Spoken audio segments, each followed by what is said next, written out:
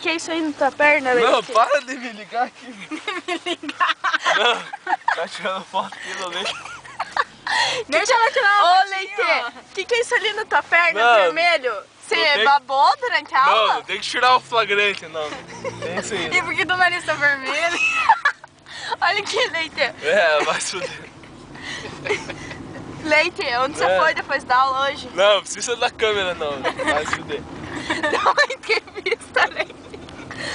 Você dormiu na aula de lógica? Claro que não, eu tava escutando o que o velho tava falando lá. Você tava desenhando lá, Nossa, tem altas paradas, eu depois eu... Mas conta algumas delas, pelo menos. Altas paradas, pode ver aí. E que é essa parada vermelha aí? Mas na verdade, você tava viajando, né, cara? Que é essa parada vermelha? Você vomitou, cara, dentro da Claro sala? que não, vocês são tudo um pau no cu. O professor te chamou umas 3 vezes, não escutou nenhuma vez, cara. Você levou não, só tem falta, isso aí, nem a chamada você escutou, Pia?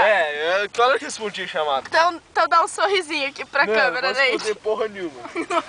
Vai, Leite. Nem sou eu que tô aqui, não. Certeza. Quem que tá aí, então? É um bêbado, sei lá.